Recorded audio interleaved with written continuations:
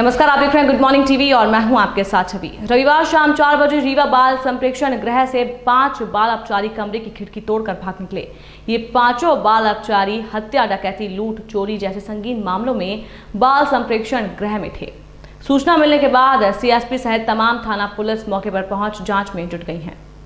शहर के समान थाना अंतर्गत रतहरा में स्थित बाल संप्रेक्षण गृह से एक बार फिर बाल अपचारी भागने में सफल रहे। भागने वाले सभी बच्चे रीवा, सतना, शहडोल, उमरिया और करवी जिले के थे और हत्या, लूट, डकैती जैसे संगीन मामलों में अपराधी थे।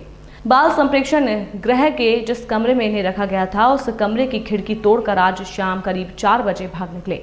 इसके पूर्व भी बाल संप्रेक्षण गृह से 3 बार विधि विरुद्ध किशोर भागने में सफल हो चुके हैं, जबकि अधीक्षक का कहना है कि सुरक्षा के कड़े बंदोबस्त हैं। गेट में हमेशा ताला रहता है, साथ ही नगर सैनिक पहरा देते हैं। 7 फीट की बाउंड्री और तार की फेंसिंग भी की गई है, लेकिन उसके बाद भी किशोर यहां से भागने में सफल हो गए। हालांकि पहले भी यहां से कैदी फरार हुए हैं, जिससे एक बार फिर बाल संप्रेक्षण गृह के अधीक्षक की लापरवाही उजागर होती है, जो एक बार की घटना होने के बाद अभी तक सबक नहीं लिया। वहीं पूरे मामले में मौके पर पहुंचे सीएचसी ने बताया कि 5 विधि विरुद्ध किशोर के भागने की सूचना मिली है, जिनकी तलाश कराई जा रही है। निकल गए यहाँ से, कैसे क्या निकल गए, कब से थी? जी, आज दोपहर बाद लगभग 4:30 बजे के आसपास की घटना है।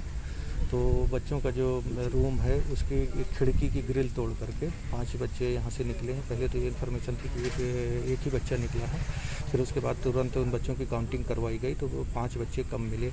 तो उसकी सूचना तुरंत डायल 100 के माध्यम से पुलिस विभाग को दी गई। स्थानीय सामान्य थाने को भी बताया गया और अपने कर्मचारियों को तत्काल रेलवे स्टेशन, बस स्टैंड और जो भी जगह संभव हो सकती थी उन बच्चों को जाने की, वहाँ पर भेज करके उनको ढूंढवाने का प्रयास किया जा रहा है।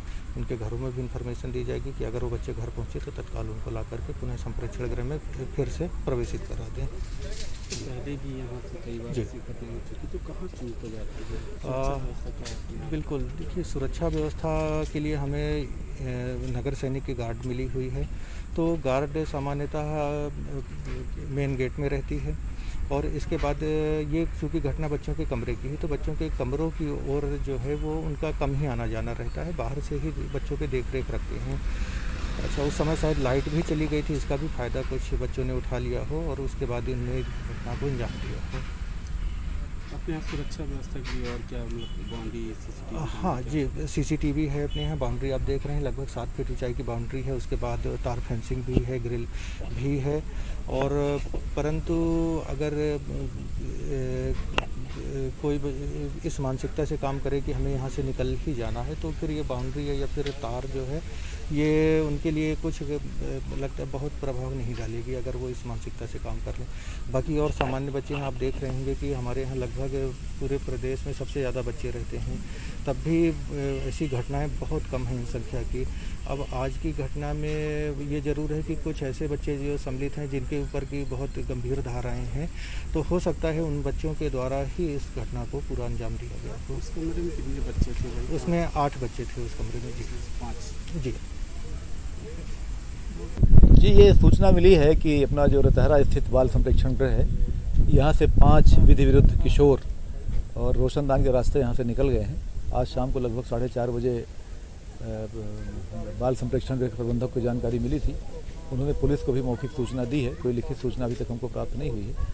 और जो 5 लड़के भगे हैं उसमें ऐसा बताया जाता है कि इसमें एक लड़का शहडोल ज़िले का था, एक उमरिया ज़िले का रहने वाला था, एक सतना ज़िले का था, एक रीवा ज़िले का था और एक चित्रकूट ज़िले का था, करवी का। इस तरह 5 लड़के भगे हैं और उसमें से अभी हम लोगों ने उनकी तलाश के प्रयास शुरू कर दिए गए हैं। चारों तरफ नाकेबंदी कर दी गई है।